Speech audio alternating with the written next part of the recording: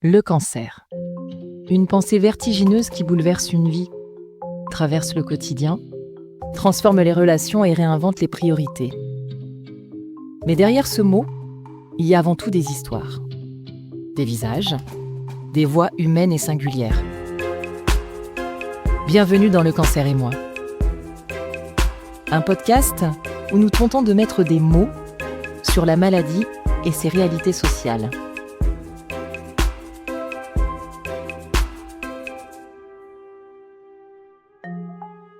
Lorsqu'on entend le mot traitement, on pense souvent immédiatement à la chimiothérapie, à la perte des cheveux, à la fatigue. Un sentiment lourd, inquiétant, parfois même terrifiant nous envahit. Mais les traitements contre le cancer aujourd'hui ne se résument plus à ça. Entre peur légitime et réalité médicale, entre expérience des patients et explications des spécialistes, les traitements marquent souvent le début d'un nouveau chapitre. Un chapitre fait d'espoir, d'inquiétude, de décisions médicales complexes et d'effets secondaires redoutés. Comment les patients appréhendent-ils leur traitement ?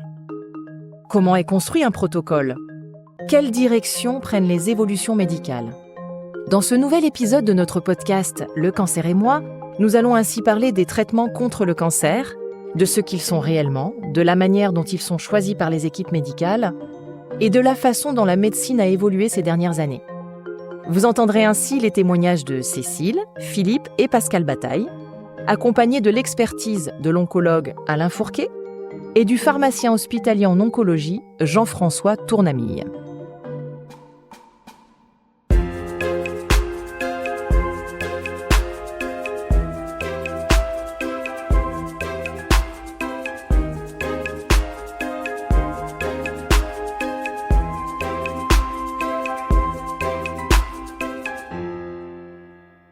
Cécile a 45 ans lorsqu'elle découvre avoir un cancer du sein. Comme pour beaucoup de patients, la première ligne de traitement alors proposée est la chimiothérapie. Tout part de l'annonce. L'appréhension de la chimio commence dès l'annonce. Parce qu'il n'y a pas une annonce, il y a des annonces en réalité. Il y a une première annonce où on dit en tout cas au moins on m'a dit que mon traitement serait probablement une chimio avant l'opération, ce qu'ils appellent une chimio néoadjuvante. Ensuite, donc là, on ne sait pas trop ce que c'est une chimio à ce moment-là. On sait pas combien de temps ça va durer. On ne sait pas quel type de chimio on va avoir. Évidemment, on imagine, on a des images, des clichés autour de la chimio qui sont les gens très affaiblis, qui sont la perte de cheveux.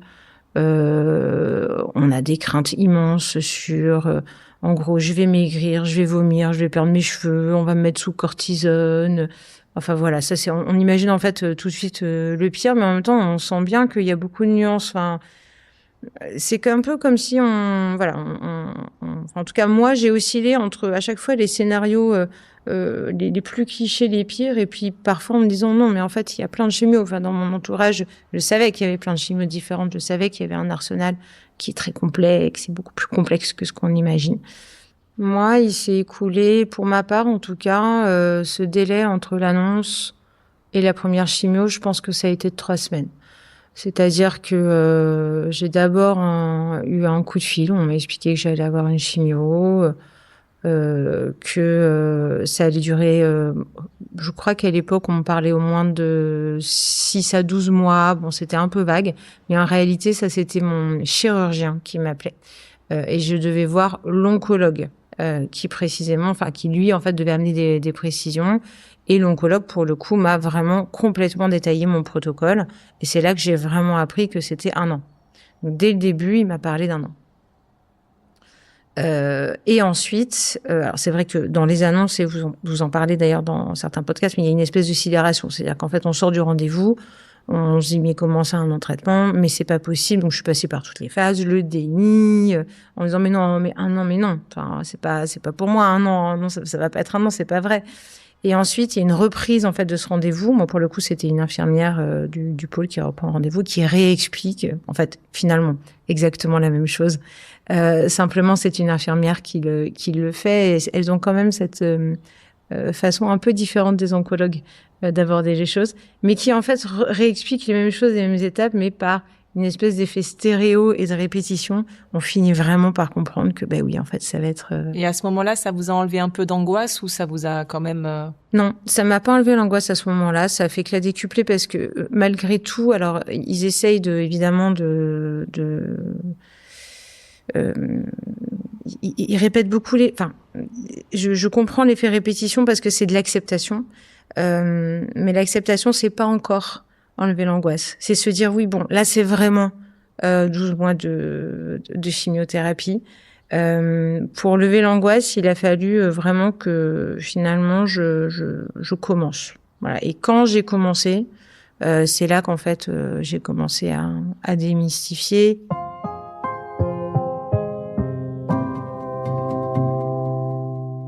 Alors, je suis le docteur Alain Fourquet. Je travaille encore un peu à l'Institut Curie où j'ai fait l'essentiel de ma carrière. Je suis cancérologue spécialisé en radiothérapie et je suis également membre du conseil d'administration du comité de Paris de la Ligue contre le cancer. De façon générale, on intervient au moment de ce qu'on appelle la consultation d'annonce, c'est-à-dire le premier contact des patients avec un médecin. Et c'est à ce moment-là où on va faire un peu le bilan, on va reprendre l'histoire de la maladie, on va prendre en compte tous les antécédents médicaux et on va commencer à se faire une idée soit de ce que pourrait être la lésion détectée, c'est-à-dire un cancer, soit si on a déjà un diagnostic, ça arrive souvent, surtout dans les villes, où le diagnostic a été fait en amont de la première consultation, avoir déjà une idée de ce que pourraient être les séquences thérapeutiques. Alors, après cette première consultation, on va dire, soit dans le service hospitalier, soit dans le centre de lutte contre le cancer, soit dans la clinique, etc., on va organiser les choses pour, d'une part, faire le diagnostic s'il n'a pas été fait. Et faire le diagnostic, ça veut dire avoir un prélèvement pour faire ce qu'on appelle un diagnostic anatomopathologique, c'est-à-dire en gros regarder les lésions au microscope pour faire un diagnostic de cancer de tel ou tel type. À partir de là, on va faire un certain nombre d'examens qui vont servir à préciser l'extension de la maladie, soit localement, soit dans certains cas, si la maladie est avancée, de rechercher des lésions ailleurs que dans le sein, la prostate, le côlon, tout ce qu'on veut, c'est-à-dire des métastases. Donc, on va prescrire un certain nombre d'examens radiologiques, le plus souvent, ou d'imagerie, des examens biologiques qui peuvent être utiles, tous les examens qui vont être nécessaires à préciser l'extension de la maladie de façon à pouvoir bien caractériser les choses. Et puis, à côté de ça, on va également faire les examens, les prélèvements, c'est-à-dire les biopsies, quand elles n'ont pas été faites, et même quand elles ont pu être faites, on va rechercher dans le prélèvement biopsique tout un ensemble de ce qu'on va appeler des paramètres pronostiques, c'est-à-dire des éléments biologiques qui vont nous permettre d'essayer de préciser quel va être le pronostic de la maladie, c'est-à-dire en gros les risques de rechute. Et puis aussi, qui vont nous aider à définir la stratégie thérapeutique. Et ensuite, on va revoir les patients avec les résultats de tout ça. Entre-temps, le dossier du patient ou de la patiente aura été discuté dans le cadre de ce qu'on appelle des réunions de concertation pluridisciplinaires, où il y a plusieurs spécialités médicales, mais aussi l'imagerie, pathologie, etc. Vous pouvez nous dire qui est présent dans cette équipe médicale ? Tout va dépendre du type de cancer, de la situation, du moment, etc. De façon générale, on sait qu'il y ait toujours, au minimum, un chirurgien, ce qu'on appelle un oncologue médical, c'est un cancérologue qui traite avec des médicaments, un oncologue radiothérapeute qui traite avec les rayons, et puis quelqu'un qui fait de l'imagerie, des radios, mais aussi IRM, scanner, TEP-scan, etc. Et puis un pathologiste, c'est-à-dire les médecins qui font le diagnostic au microscope et puis qui font tous les examens biologiques à ce moment-là. Et on va résumer le dossier, discuter le dossier en fonction du stade de la maladie, en fonction de tout un ensemble de caractéristiques, et on va proposer, recommander une séquence thérapeutique. Alors, qui peut être de commencer par la chirurgie, de commencer par la chimiothérapie, voire de pas faire de chirurgie du tout, de faire des rayons, etc., etc. On va proposer un schéma thérapeutique, mais en se basant sur, d'une part, ce qu'on appelle des référentiels de pratique, et d'autre part, les expériences des médecins et des expériences individuelles, de façon à atteindre une espèce de consensus pour proposer ça. Mais encore une fois, c'est une recommandation. Les RCP ne décident pas du traitement. Qui décide du traitement? C'est le médecin référent cancérologue et le patient concerné. C'est à partir de ce moment-là qu'on décidera, OK, on part là-dessus. Une fois le protocole défini, il faut maintenant le mettre en place. Commence alors pour les patients comme Cécile, une nouvelle étape qui peut être pleine d'appréhension et de projection. La première appréhension, pour moi, c'était de rentrer dans la salle de chimio. La confrontation avec d'autres personnes, la confrontation avec des gens qui sont très affaiblis ou voilà, enfin, c'est vraiment une peur d'être confronté. Moi, je me souviens me dire, mais moi, j'ai pas envie d'être avec ces gens-là. En fait, je ne forme pas une communauté. C'était presque encore une fois, j'étais dans ma phase de déni, voire de colère. Donc, je me disais, mais non, mais j'ai rien à faire là, quoi. Je veux pas y aller, en fait. Et la salle d'attente était faite de telle manière à ce qu'elle était au début du couloir et à la fin du couloir, cette salle de chimio. Donc, quand on arrive à la salle d'attente, on aperçoit la salle de chimio, on voit les femmes qui passent et qui y vont. Et il y a cette espèce d'effet de recul en disant, mais je veux pas, je fais pas partie de ce, voilà, le déni.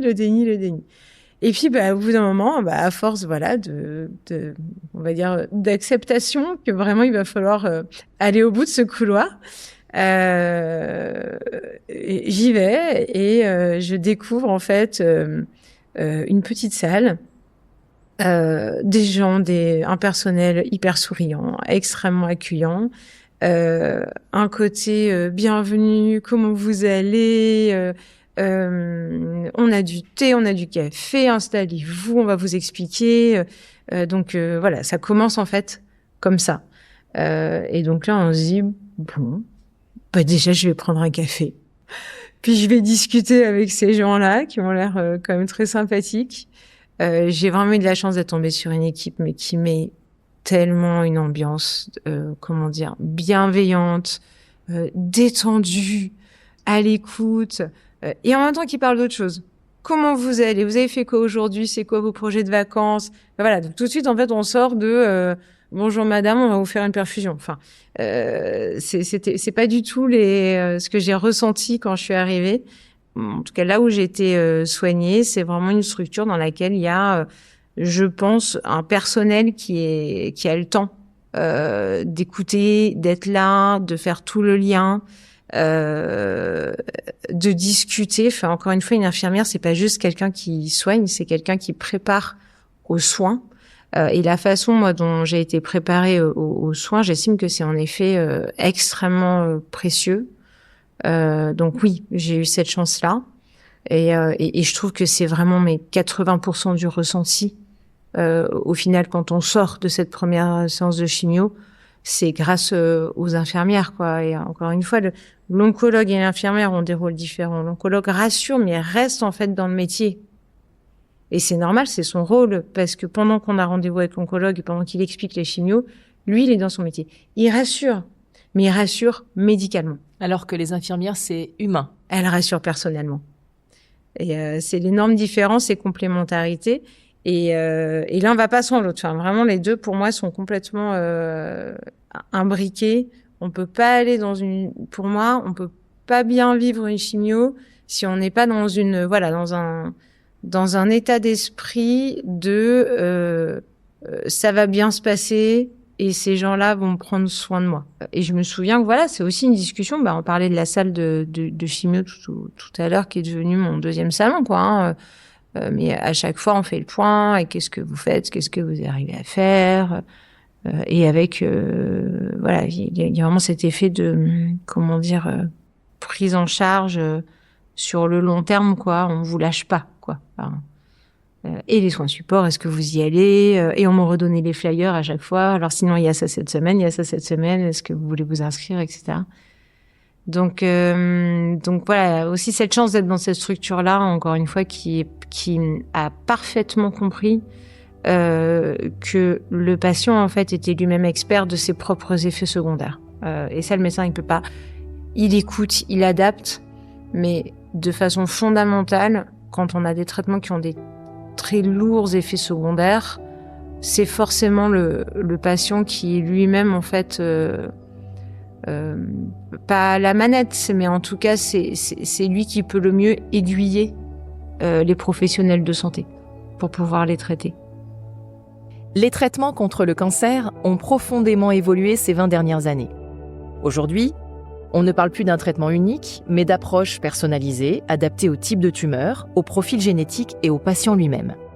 Dr Alain Fourquet, oncologue à l'Institut Curie et membre du comité de Paris de la Ligue contre le cancer, nous explique ici les différents types de traitements possibles dans un protocole adressé aux patients. Alors, une fois la consulte d'alliance faite, la consultation de propositions thérapeutiques faites, le choix des différents traitements va dépendre de beaucoup de paramètres différents. D'abord, le type de cancer, la localisation. On ne va pas traiter de la même façon quelqu'un qui a un cancer de la tête et du cou et quelqu'un qui a un cancer du sein ou un cancer digestif. Ça, c'est la première chose. Après, les outils maintenant qui permettent de caractériser ces différents cancers fait qu'on parle plus, par exemple, du cancer du sein, mais des cancers du sein. Pareil pour les autres localisations cancéreuses. Et donc, une fois qu'on a réuni tous ces éléments, on va ensuite concevoir une stratégie thérapeutique qui va utiliser les différents traitements qui sont disponibles. Alors, en gros, ces traitements, c'est soit des médicaments, alors ça peut être de la chimiothérapie, ça peut être de ce qu'on appelle l'hormonothérapie dans les cancers du sein, les cancers de la prostate, certains cancers gynécologiques, par exemple. Ça peut être de l'immunothérapie, donc ça c'est depuis quelques années. On utilise des types de médicaments, soit des traitements très ciblés sur une caractéristique biologique, génétique de la tumeur par le biais d'anticorps qui vont être ciblés sur ces anomalies génétiques, soit l'immunothérapie plus large qui va permettre au système immunitaire d'agir contre la maladie elle-même. Ça, c'est toute la panoplie, finalement, de traitements médicamenteux dont on dispose. La chirurgie, ça dépend aussi de la localisation, bien sûr. Et puis, la radiothérapie, c'est le traitement avec les rayons, qui dépend aussi de la localisation. Donc, c'est les trois grandes, on va dire, classes thérapeutiques. Alors, j'en ajouterai une quatrième qui est maintenant qu'on intègre de plus en plus dans la stratégie de traitement, c'est tout ce qu'on appelle les soins de support. C'est-à-dire que le plus tôt possible, après le diagnostic, on fait une évaluation des besoins potentiels, besoins en nutrition par exemple, nécessité d'arrêter le tabac parce que ça peut interférer avec la toxicité des traitements, nutrition, activité physique, etc., etc. Donc tout ça fait aussi partie de la prise en charge et plus c'est tôt dans la prise en charge, mieux c'est.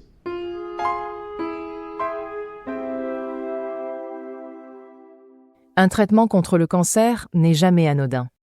Au-delà de la maladie, il représente évidemment souvent une épreuve physique, mais aussi une épreuve psychologique à part entière. Si Cécile a pu s'appuyer sur un environnement serein et chaleureux, beaucoup de patients sont encore trop peu accompagnés. Philippe a été traité par chimio pour son cancer du pancréas déclaré en 2021. On m'a pas expliqué où j'allais. Donc j'ai découvert ça. Donc moi j'y suis allé comme si j'allais faire une perfusion, une prise de sang, un truc ordinaire, hein. J'ai aucune idée de ce qu'étaient les produits chimio. Donc je suis parti tout seul avec le taxi, mon épouse elle était à son boulot, elle m'a dit tu veux que je vienne, j'ai dit non, ça va le faire, t'inquiète pas. Voilà. Et donc j'y suis allé et quand je suis revenu, c'était dur. J'avais une tête, on aurait dit ma statue du musée Grévin. J'avais des crampes, j'avais froid, quand je me suis retrouvé à la maison tout seul, ça a été un peu dur. Mais à l'hôpital, on vous met dans une chambre, hein, on vous branche les perfusions et puis vous êtes tout seul. C'est ça un peu dans tout ça, que je trouve que c'est un peu dommage pour l'ensemble des patients. Hein. C'est on est dans la chambre pendant 1 heure et on vit au rythme du bip des perfusions. Parce que de toute façon, le personnel soignant, il a la tête dans le guidon, hein, donc je pense pas qu'il puisse faire autre chose. Donc on est un peu tout seul. Donc personne pour venir nous voir, nous expliquer alors ce qui va se passer, tout ça. Mais bon, on fait avec. C'est comme ça, hein, le personnel soignant, il n'a pas aussi une position facile. Hein. Pascal est aujourd'hui en rémission d'un cancer du poumon. Son entourage a été un réel pilier dans son parcours médical. J'avais des séances de 6 heures pendant lesquelles on m'injectait successivement 2 poches de traitement de chimiothérapie et une grosse poche de traitement d'immunothérapie. Ces nouveaux traitements absolument incroyables en efficacité dont j'aurais eu le cancer 2 ans avant, j'aurais pas pu bénéficier de ça. Et là aussi, c'est une chance incroyable et je sais pas qui il faut remercier pour ça. En tout cas, là, certainement déjà les médecins et les chercheurs qui ont mis au point ces traitements, et puis peut-être mon ange gardien, ma bonne étoile, qui m'a fait avoir cette maladie à un moment où on avait des nouvelles molécules pour la traiter. Mais donc 6 heures de traitement, c'est long, 6 heures, mais en même temps, c'est là aussi, c'est des moments assez forts. Parce que moi j'ai refusé tout de suite on m'avait proposé de me mettre dans une salle à part du fait de ma tronche un peu connue, ce que j'ai évidemment refusé parce que ça m'aurait insupporté totalement d'être traité différemment. Et puis parce que j'ai pu ainsi aussi parler, échanger avec d'autres gens qui étaient dans la même situation, avec chacun des niveaux de gravité, d'avancée du traitement différent, mais en tout cas, qui vivaient quand même la même aventure un peu particulière. Et c'est bien. Il y a là aussi dans ces salles-là, chacun vit ça à sa façon. Il y en a qui sont très et ça se comprend totalement très centrés sur eux-mêmes et voilà. D'autres qui sont beaucoup dans l'échange, la conversation, qui ont besoin d'extérioriser, de raconter. Et bon, c'est des jolies rencontres de toute façon. Il y a des échanges forts qui se font, même avec celle qui ne dit rien et qui est dans son coin, et puis dont juste tu croises le regard à un moment et quelque part il y a quand même cette sororité, pour vous voler le mot. Je sais pas comment on dit, fraternité. Je sais pas comment on dit quand c'est un homme et une femme. Donc, en tout cas, voilà, tu sais que tu partages quelque chose, que quelque chose n'est pas facile, et même si tu prolonges pas ce regard, et bon, il y a quelque chose qui se passe. Et il y a un truc que j'ai mesuré à ce moment-là et qui m'était passé tellement au-dessus de la tête, bien que j'accompagne des gens malades via la maladie de Charcot, dont je m'occupe beaucoup, c'est que en fait, en parlant avec ces gens-là, je me suis rendu compte à quel point il y avait beaucoup de malades qui étaient seuls, en fait. Seul, ça veut pas dire dans la misère, ça veut pas dire que quand ils rentraient, ils étaient dans une soupente pleine de cafards et humide à souhait. Parfois, certainement, ils rentraient peut-être dans un 300 mètres carrés dans le 7e arrondissement. Mais je parle pas de misère financière, je parle de misère humaine. Et en fait, j'avais comme ça une dame que j'ai vue à 2 reprises, à qui je parlais pas mal, et elle me racontait qu'elle allait rentrer dans son petit appartement, enfin dans son appartement, pas petit appartement, dans son appartement, je ne veux pas demander s'il était grand ou petit, et que qu'elle avait personne qui allait lui rendre visite, que ses enfants étaient loin, que elle avait perdu son mari il y a déjà quelques années, et voilà, il fallait qu'elle aille faire ses petites courses et tout. Et en fait, moi qui avais la chance d'être tellement entouré, j'ai mesuré là encore le privilège que c'est d'avoir des gens autour de toi qui t'aiment, qui tiennent à toi, qui font attention à toi, qui s'occupent de toi. Et à quel point, quand on est malade, c'est encore évidemment, enfin, j'enfonce une porte ouverte. C'est une lapalissade de le dire, mais il faut quand même le dire, à quel point on a besoin évidemment 1000 fois plus d'avoir des gens autour de soi quand on est malade, affaibli par ça, confronté à l'angoisse de la mort, confronté à la douleur de la maladie, parce que ces traitements, ils créent aussi des effets secondaires qui sont pas simples. Et du coup, voilà, je pense que l'accompagnement, alors médical, thérapeutique, évidemment, il est essentiel, Mais je pense qu'il faudrait faire plus encore aussi pour l'accompagnement social, si je puis dire, affectif des gens malades. Et bon, alors il y aurait tellement à faire dans tous les sens qu'on peut pas être partout. Mais en tout cas, j'ai mesuré cette solitude du malade. Et j'en ai vu autour de moi. On est, je sais pas, une douzaine, une quinzaine selon les moments dans ces salles de traitement. J'ai pu échanger avec pas mal de gens quand même au fil des semaines et ouais, il y a beaucoup de gens qui sont seuls. Ouais. On le comprend, chaque parcours est différent, aussi bien du côté des patients que du côté des médecins. Que ce soit vis-à-vis du type de pathologie ou de l'efficacité des traitements, aucun protocole ne se ressemble. Il arrive aussi que plusieurs protocoles soient envisagés et qu'un patient en change en cours de route. Mais comment ces choix sont-ils faits ? Le docteur Alain Fourquet explique ici les raisons derrière le choix d'un protocole par rapport à un autre.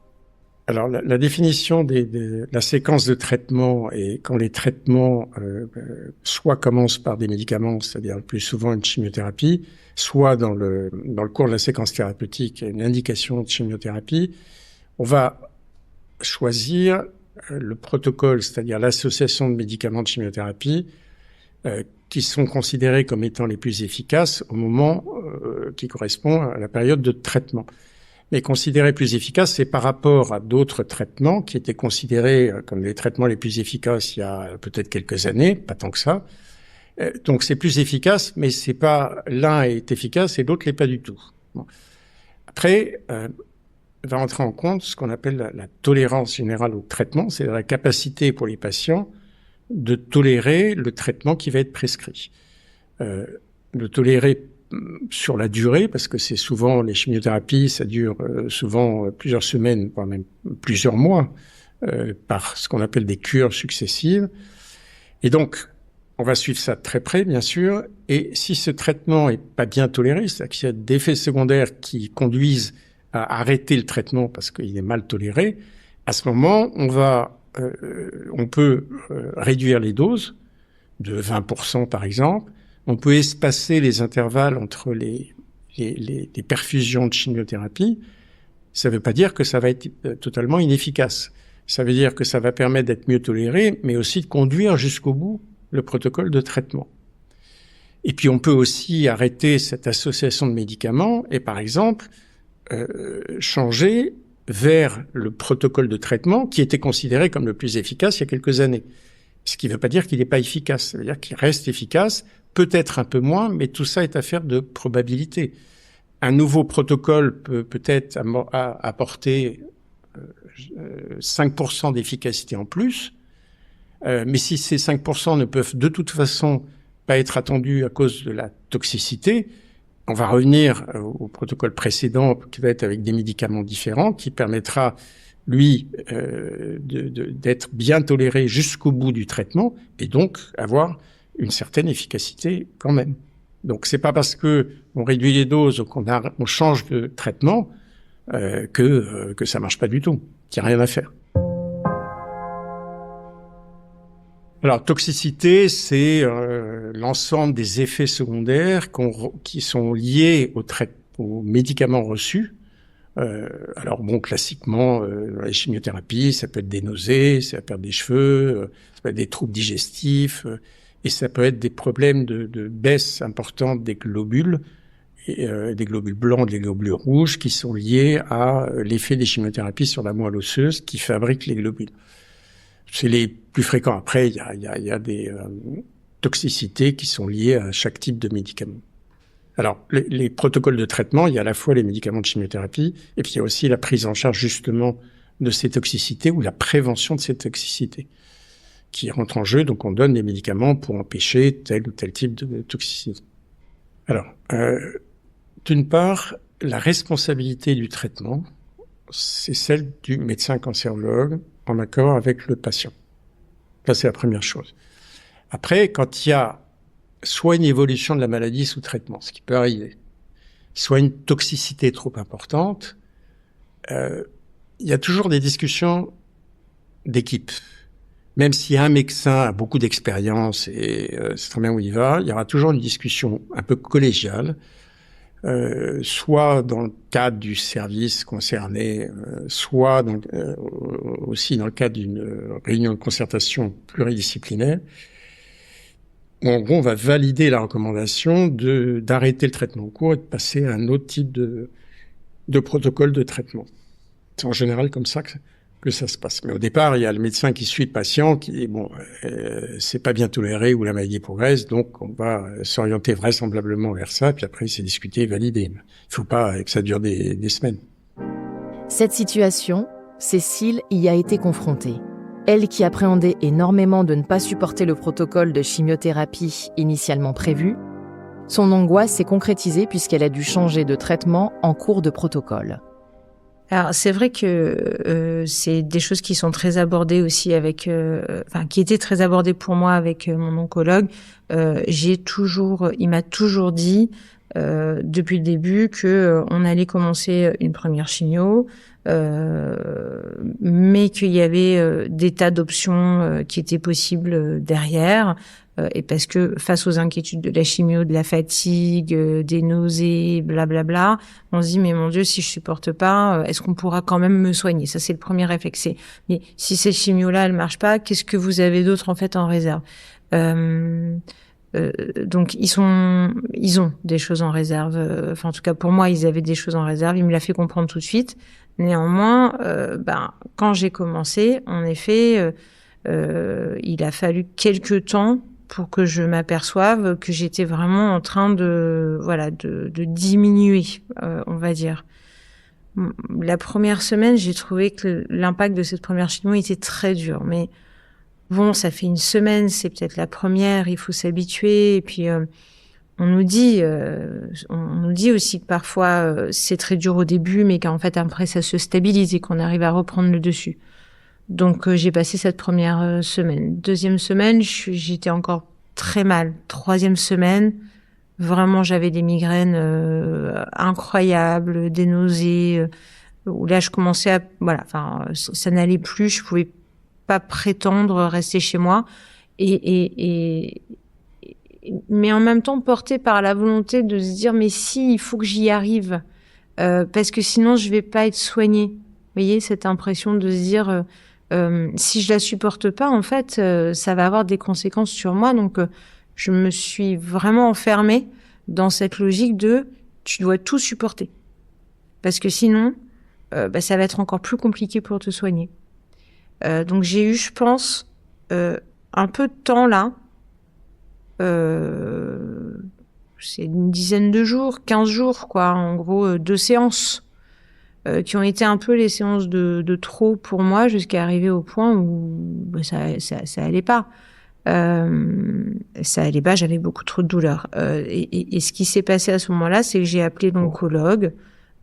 C'est vrai que j'avais pas osé lui dire lors de la consultation qui avait eu lieu 2 jours avant. Mais non, mais ça va aller, je vais y arriver. Si, docteur, ça va, ok, ça va aller. Donc j'étais un peu dans l'auto. Vous voyez, presque un peu la méthode Coué, mais qui marchait pas du tout. et donc, j'avais pas vraiment dit, en fait, que ça allait pas. Bon, jusqu'au jour où je l'ai appelé, je peux pas. Il m'a dit, mais pas de problème, madame. Donc, on m'a hospitalisé quelques jours. On m'a remis sur pied. Je l'ai revu juste après. Il m'a dit, bon, on change. Je vais vous expliquer. Ça va se passer comme ci, ça va se passer comme ça. Bon, par contre, ça va être un peu plus long. Mais pour vous, c'est tout à fait pertinent. J'ai toujours eu des très bons résultats avec cette molécule. On change. Et j'ai commencé un autre protocole qui, en effet, a changé ma vie. C'est-à-dire que du coup, l'autre protocole, c'est ce qu'on appelle une thérapie ciblée. Pour le coup... c'est des thérapies qui sont quand même des chimios, mais qui, par le miracle des biotechnologies, s'adressent plus à la tumeur qu'au reste du corps. Donc, de fait, vraiment, j'ai ressorti la tête de l'eau. Moi, j'avais beaucoup de problèmes cognitifs liés à ma première chimio. C'est-à-dire que j'avais vraiment du mal même à lire ou à voir. J'avais des problèmes de vue, des problèmes de maux de tête, des problèmes de migraine. J'avais l'impression que mon cerveau était plus touché que le reste de mes organes, donc ça me gênait vraiment. Et là, le deuxième traitement était complètement différent. Donc là, j'ai retrouvé une vraie qualité de vie relative. On est quand même sous chimio, mais en fait, ce traitement-là déjà se prend toutes les 3 semaines, donc avec un peu un effet cyclique. Donc c'est vrai que la première semaine était très dure. Je remontais la deuxième et la troisième, je pouvais quand même vraiment profiter. Et là, le sport reprenait le dessus. Je faisais pas forcément de sport la première semaine. C'était pas possible. Mais après, au bout de la deuxième, un peu d'activité. Et la troisième, je pouvais moralement me dire que je retrouvais ma séance de sport. Donc ça me remettait dans la combativité. Et ça recommençait après. Alors c'est vrai que la veille, quand il faut y retourner, c'est un peu plus dur de recommencer ce cycle-là. Mais ça me permettait une telle amélioration par rapport à ma première expérience que voilà, que du coup, c'était tellement positif par rapport à la première. Et de fait, il s'est pas trompé, ce cher oncologue, parce qu'en effet, ça a complètement marché. Complètement. Parmi l'équipe médicale autour des patients, un rôle reste souvent méconnu du grand public, celui des pharmaciens hospitaliers en oncologie. Le pharmacien hospitalier est responsable de la gestion, de l'approvisionnement et de la sécurisation des médicaments et dispositifs médicaux. En oncologie, son rôle va beaucoup plus loin. Il supervise et réalise la préparation personnalisée des traitements, notamment des chimiothérapies, en adaptant précisément les dosages et les conditions d'administration pour chaque patient. Il veille également à la sécurité, tant pour les patients que pour les équipes, car ces médicaments sont sensibles, complexes à manipuler et potentiellement dangereux. Un rôle donc essentiel dans l'écosystème de la lutte contre le cancer. Jean-François Tournamille est pharmacien hospitalier depuis 20 ans en oncologie. Il est également membre actif de la SFPO, la Société française de pharmacie en oncologie. Pour que ça se passe bien, il faut que tout soit bien préparé pour les patients. Donc le pharmacien qui est spécialisé en oncologie, il va aller chercher de l'information, il va aller la regrouper, il va être en contact direct avec les médecins prescripteurs et on va écrire les protocoles. Et une fois qu'on a écrit ces protocoles, on va les sécuriser. Une fois qu'il a ces protocoles qui sont bien rédigés, dans des conditions bien précises, et donc il peut utiliser le protocole, il va donc l'appliquer et le prescrire pour un patient. Il y a des tas de calculs qui vont se faire pour adapter le protocole à chaque patient. Donc il faut bien comprendre l'ensemble des médicaments qui sont utilisés à l'hôpital, mais pas que. Également ceux qui sont utilisés ailleurs. C'est d'ailleurs pour ça qu'avec la SFPO, on émet énormément de supports d'informations à destination soit des patients, soit des professionnels de santé comme les pharmaciens d'officine justement, ou les médecins généralistes, qui sont un petit peu démunis parce que par manque peut-être de formation ou d'information, parce qu'il faut une information très poussée pour pouvoir analyser tous ces traitements et toutes les bonnes conditions d'utilisation de ces traitements et de pouvoir donner les bons conseils aux patients. Donc il faut tout comprendre. Et c'est un métier à part entière qui est pas forcément reconnu, parce que on a des diplômes universitaires, on a une spécialisation qui est quand même au niveau des études 4 années supplémentaires par rapport à un pharmacien d'officine. Il arrive dans certains cas qu'un patient prenne déjà un traitement pour une pathologie autre, telle que le diabète, l'hypertension. Ici, le rôle du pharmacien hospitalier est aussi de s'assurer que ces traitements dits courants, associés au traitement contre le cancer, ne vont pas avoir d'effets secondaires trop importants pour les patients. Donc le patient arrive avec un traitement courant de ville pour une pathologie cardiaque, rénale, peu importe. Et là, il va falloir voir comment va se passer la combinaison de ces traitements-là. Est-ce que ces traitements-là vont avoir un impact sur l'efficacité ou sur la toxicité des traitements qu'on va utiliser à l'hôpital?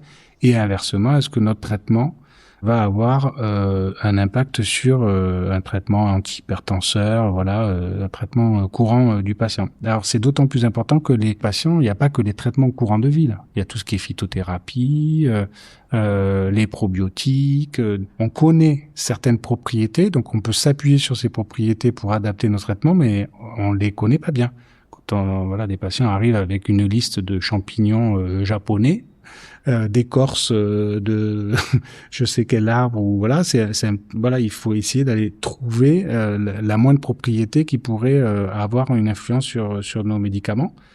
Sachant que certains sont vraiment très très sensibles et peuvent donner on peut avoir des situations vraiment catastrophiques même avec l'alimentation sur certains traitements parce que on va augmenter les concentrations d'un traitement qui est déjà toxique à la base et si on augmente les concentrations de ce traitement chez le patient, on va avoir des toxicités inacceptables. J'ai un cas où on a cherché longtemps la cause d'une toxicité d'un médicament injectable qui était très utilisé dans les années les 2000. Et on comprenait pas pourquoi cette patiente-là, qui était dans une situation qui était finalement relativement simple, elle avait développé une toxicité complètement inacceptable et qui n'était pas prévisible. Alors elle parlait pas français, donc on n'a pas pu lui poser les bonnes questions par manque de communication. Et en effet, c'était une patiente qui adorait le jus de pamplemousse. Elle avait dû probablement un petit peu abuser du jus de pamplemousse et ça lui avait fait des toxicités, mais gravissimes. Elle avait quand même failli avoir des complications majeures juste à cause de son traitement parce que elle abusait un petit peu du jus de pamplemousse. Mais c'est valable pour plein de choses et c'est vrai que ceux qui reviennent toujours, c'est alors le millepertuis parce que il y a des propriétés qui sont intéressantes et c'est dans de nombreuses gélules de phytothérapie, l'orange amer, l'ail, il y a plein de choses qui reviennent souvent. Mais bon, ça peut être dans l'alimentation, ça peut être dans les produits de phytothérapie. Et donc nous on essaie de traquer ça. C'est valable de façon très très constante maintenant dans les essais cliniques. Et on a des listes positives, des listes négatives de choses qu'il faut pas prendre de façon concomitante. Pour les patients qui sont hospitalisés ou qui ont des chimiothérapies orales, disons des consultations spécifiques pour faire le bilan un petit peu de tous leurs médicaments et tout ce qu'ils pourraient prendre à côté qui pourrait avoir un impact. Pour les chimiothérapies orales, il y a les consultations pharmaceutiques qui sont aussi faites en officine. Donc on transmet de l'information pour dire aux officinaux attention, votre patient prend telle chimiothérapie orale que vous aurez à dispenser, si on utilise les bons termes. Alors eux, ils vont pas le dispenser souvent ce traitement, donc ils le connaissent pas bien. Donc on leur transmet l'information et grâce à l'information, ils vont pouvoir regarder un petit peu, faire le tour du traitement et faire le même travail que l'on fait à l'hôpital. Moi, quand j'ai commencé au début de ma carrière, c'était l'école, on a des chimiothérapies anticancéreuses, c'est la priorité, on arrête tout le reste. C'est-à-dire tout ce qui est complément alimentaire, phytothérapie, toutes les choses un petit peu ésotériques, parce que à l'hôpital, on avait des traitements curatifs ou des traitements qui permettaient de traiter le cancer, et ils étaient un peu sacralisés, et donc il n'était pas question qu'on vienne influencer ces traitements-là, qui étaient déjà des traitements onéreux, difficiles à manier. Pendant de nombreuses années, là, on avait tendance à pas trop tenir compte de l'espoir que les patients mettaient aussi sur des thérapies alternatives. C'était pas entendable, il y a 25 ans, 30 ans, c'était on sait ce qu'on fait avec notre chimiothérapie. Il n'est pas question de compromettre une efficacité ou aussi de développer une toxicité qui est liée. Alors, c'était sûrement vrai, peut-être dans la moitié des cas, je sais pas, j'ai pas du tout les chiffres, mais dans l'autre moitié des cas, aujourd'hui, par exemple, on fait l'effort. C'est-à-dire, on laisse pas le patient sans rien. On insiste un petit peu, oui, pour voir si vraiment ce qu'il prend, c'est important, mais souvent, c'est des traitements alternatifs, mais qui sont pour eux importants. Et même s'il y a un petit effet placebo, peu importe. Même s'il y a, il y a un effet anxiolytique, ça les aide à dormir, à mieux accepter la maladie, quelle que soit la raison. S'ils y sont attachés, moi je trouve que c'est très difficile de les détacher sans avoir d'argument vraiment médical. Parce que par contre, quand on leur apporte un argument vraiment scientifique en leur disant attention, on connaît votre traitement, il a un impact sur le traitement qu'on va vous donner. Continuez à le prendre, mais on va être obligé de diminuer la posologie du médicament à l'hôpital parce qu'on a peur sinon d'être trop toxique. Mais si on diminue la posologie, on ne sait pas trop ce qu'on fait et on risque d'être moins efficace. Si on posait les choses comme ça, c'est quasiment certain que le patient, il se rendrait à l'évidence, il dirait il accepterait peut-être mieux. Bon, aujourd'hui, on lui dit non, il faut arrêter le traitement, on arrête le traitement. Mais on fait l'effort. Et ça a beaucoup évolué ça. 25 ans, ça a énormément évolué. On entend souvent dire que les traitements contre le cancer ont beaucoup progressé sur les dernières années. Mais concrètement, qu'est-ce que cela signifie ? Est-ce qu'on soigne mieux ? Est-ce qu'on soigne différemment ? Ces avancées ne sont pas le fruit du hasard. Non, elles sont le résultat d'années de recherche, d'essais cliniques et d'innovation continue. Ces révolutions thérapeutiques ont transformé progressivement la prise en charge des cancers. Dr Alain Fourquet, oncologue à l'Institut Curie de Paris et membre du comité de Paris de la Ligue contre le cancer.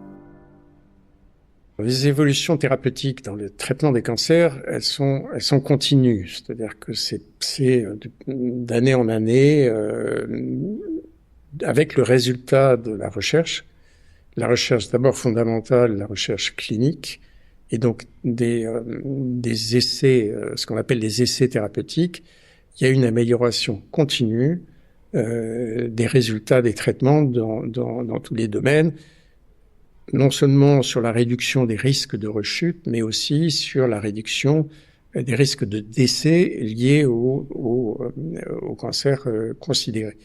Il y a également des très fortes progressions dans la tolérance générale des traitements, donc leur toxicité, et aussi ce qui vont être les séquelles à long terme. Alors, ça concerne, de façon générale, on appelle ça la désescalade thérapeutique, c'est-à-dire après avoir avancé en disant on va faire plus, toujours plus pour améliorer les résultats. Maintenant, on est aussi dans une démarche de dire voilà, les résultats dans certains domaines montrent des effets spectaculaires, et donc on se pose la question de réduire l'intensité des traitements et la toxicité pour permettre une meilleure tolérance d'ensemble de ces traitements. C'est vrai pour la chirurgie, où ça fait déjà un bout de temps, par exemple, dans le cancer du sein, où on fait de moins en moins d'ablation du sein, même si ça reste une indication qui doit être proposée dans certains cas. Dans les cancers de la tête et du cou, on fait des traitements moins lourds d'un point de vue chirurgical. On a beaucoup développé également les techniques de reconstruction chirurgicale. Quand on est obligé d'enlever l'organe, etc., les techniques de reconstruction sont beaucoup plus performantes qu'elles pouvaient l'être il y a encore quelques années. Donc tout ça va dans le sens d'une amélioration globale de la tolérance de la chirurgie à effet thérapeutique identique, bien sûr, parce que c'est la condition. On ne peut pas désescalader si on perd des chances thérapeutiques. C'est vrai aussi par la radiothérapie, c'est le traitement avec les rayons. On a des outils qui permettent d'être beaucoup mieux ciblés sur les zones qu'on doit traiter, de beaucoup mieux épargner les organes autour et donc de réduire la toxicité sur ces organes, et donc d'être beaucoup plus efficace dans les traitements eux-mêmes, tout en étant moins toxique. Tout ça va dans le même sens.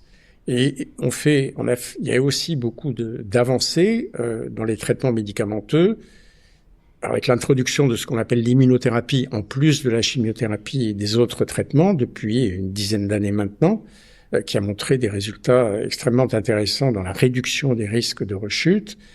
On contrôle beaucoup mieux les effets secondaires, la toxicité des chimiothérapies, par exemple. C'est mieux toléré que ça ne l'était il y a encore 10-20 ans. Donc ça permet d'aller jusqu'au bout des traitements et donc de conserver l'efficacité. Et puis la recherche qui est vraiment le moteur de l'évolution et des progrès thérapeutiques, la recherche est très active dans l'identification de cibles thérapeutiques potentielles, ce qui permet d'arriver petit à petit à ce qu'on appelle une médecine personnalisée. On est capable de caractériser dans les tumeurs de chaque patient des anomalies génétiques qui permettent de mettre au point des médicaments qui vont cibler spécifiquement ces anomalies génétiques de la tumeur, donc de mieux cibler l'effet thérapeutique tout en diminuant la toxicité sur les organes, les autres organes. Donc tout ça additionné finalement, parce que c'est pas un traitement dans son coin qui va révolutionner tout ça, c'est la combinaison de l'ensemble des traitements qui permet d'améliorer de façon continue depuis des années les taux de guérison, la diminution des taux de rechute et tout ce qui va avec. Alors, les essais thérapeutiques, ce qu'on appelle les essais thérapeutiques, ça rentre dans le cadre de ce qu'on appelle de la recherche clinique. Ces études visent à confirmer le bénéfice d'un nouveau traitement ou d'une évolution d'un traitement connu en comparant ces traitements-là avec un traitement dit de référence. Ça permet évidemment de faire avancer aussi la connaissance que l'on a de la maladie, de ses caractéristiques, de la réponse au traitement qu'on propose. Et donc globalement, c'est un bénéfice pour l'ensemble des personnes qui sont traitées pour un cancer de tel ou tel type. Est-ce que ça présente un intérêt de participer à une étude clinique pour la personne qui a un cancer, quand il y a des études sur ce type de cancer-là? Oui, bien sûr. Alors pourquoi? Parce que, en particulier dans des formes avancées qui peuvent échapper au traitement, c'est-à-dire qu'il y a une progression de la maladie et que finalement, il y a plus beaucoup de possibilités thérapeutiques, le fait de participer à une étude comparative où on va tester une nouvelle modalité ou un nouveau médicament dont on pense qu'il peut avoir un bénéfice thérapeutique par rapport au traitement connu, ça peut évidemment bénéficier à la personne qui participe. C'est pas une garantie, bien sûr, parce qu'on teste des choses, mais ça peut être bénéficiaire. Donc oui, ça a un intérêt de participer à une étude. Un autre intérêt qui est un petit peu secondaire, mais qui est important aussi, c'est que les contraintes pour la conduite des essais thérapeutiques sont telles qu'une personne qui va participer à une étude clinique est assurée que tout sera mis en œuvre, non seulement pour bien caractériser la tumeur, etc., mais également pour le suivi du traitement, parce que il y a énormément de contraintes dans la conduite de ces études-là. Donc oui, c'est important. Les progrès thérapeutiques dans tous les domaines, ça concerne pas seulement les médicaments, mais aussi la chirurgie, la radiothérapie, etc. Ces progrès-là viennent de la recherche, non seulement de la recherche fondamentale dans le laboratoire, mais aussi de la recherche clinique. Et c'est à partir de cette recherche-là qu'on fait évoluer les choses. Et c'est comme ça que les choses ont beaucoup évolué dans les 10-20 dernières années. Si on prend l'exemple de l'immunothérapie, on peut faire de l'immunothérapie parce qu'on a pu conduire de la recherche clinique et thérapeutique à partir des découvertes fondamentales.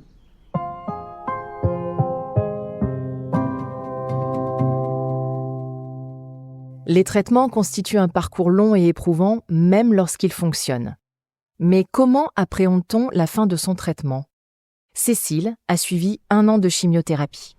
Le post-traitement, en plus moi j'ai eu quand même 12 mois de chimio, donc autant dire que c'est la traversée du désert, mais vraiment du désert sec. J'ai commencé à comprendre que ça irait mieux en réalité au bout de 8 mois, c'est-à-dire après mon opération, où j'avais des très bons résultats. Encore une fois, le traitement ciblé, ça a très bien fonctionné, quoi. Donc et je me souviens même je partage ce moment parce que le jour où mon oncologue m'a appelé pour me donner mes résultats, je me souviens qu'il riait. Il était vraiment heureux. Il était heureux. Il riait, c'était au téléphone. Il disait, je suis content, ça a super bien marché. Vous avez vu, je vous avais dit que ça marcherait.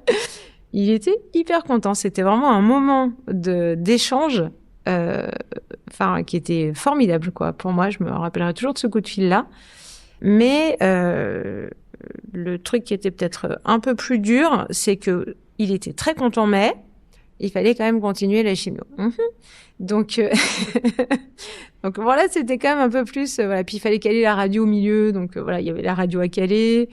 Et puis à la fin de la radio, j'ai dit vraiment, docteur, là, la chimio, c'est sur 12 mois. Il me dit si, c'est sur 12 mois. Bon, il a fallu s'y remettre, puis j'ai retenté en septembre. Je dis non, mais là, peut-être le 12e mois, on peut éviter de le faire. Il m'a dit, madame, 12 mois. 12 mois, c'est nos études. 12 mois, ça marche. 12 mois, c'est bien. 12 mois, pour plein de raisons. Ouais, quand je vous dis que je repose toujours les mêmes questions. Mais voilà, mais c'est important d'avoir ces doutes-là, ces questionnements-là. Il faut vivre cette relation comme c'est un partenaire, en fait. C'est un partenaire. Et plus on comprend la complexité qu'il a ou les doutes parfois qu'il a, plus on est d'égal à égal avec son médecin. Et ça, je trouve que c'est extrêmement important dans la relation. Il faut absolument être d'égal à égal. Moi, j'ai vu des femmes qui me disaient « le docteur m'a dit ça, mais en fait, j'ai pas trop compris. » Faut demander, quoi. Faut répéter, faut insister. Si on n'est pas d'égal à égal, en fait, on peut pas avoir cette relation de confiance, en fait. Ça, c'est hyper important.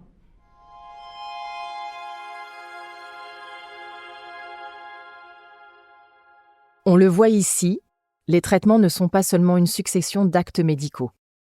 Ils bousculent le corps, éprouvent le mental et s'accompagnent de doutes, de fatigue et d'effets secondaires difficiles à vivre. Mais ils sont également vecteurs d'espoir. Parce que derrière chaque protocole, il y a des années de recherche, des essais cliniques, des équipes mobilisées pour améliorer les chances de guérison et la qualité de vie des patients. Immunothérapie, thérapie ciblée, médecine personnalisée. La recherche avance chaque jour, portée par les essais cliniques et par une meilleure compréhension des tumeurs. Immunothérapie, thérapie ciblée, médecine personnalisée. La recherche avance chaque jour, portée par les essais cliniques et par une meilleure compréhension des tumeurs. Cela ne rend pas le parcours facile, mais cela signifie qu'il y a plus d'options, plus de précision, plus d'espoir qu'hier. En effet, d'après l'INCa, en 30 ans, la mortalité par cancer a nettement diminué en France et plus de 63% des patients sont aujourd'hui en vie 5 ans après leur diagnostic, tout cancer confondu. Chaque avancée thérapeutique nous fait gagner du terrain sur la maladie. Le cancer reste un combat, mais c'est un combat dans lequel la médecine progresse pas à pas, année après année. Cet épisode du Cancer et moi vous est présenté par Amanda Scott, réalisé par Marianne Jolin et Charlotte Lepage, mixé par Léo Westphal et produit par Géol Média. Merci à tous les intervenants de cet épisode qui ont accepté de nous partager leur quotidien et leur expertise. Enfin, n'hésitez pas à partager l'épisode autour de vous et à lui mettre 5 étoiles sur vos plateformes d'écoute.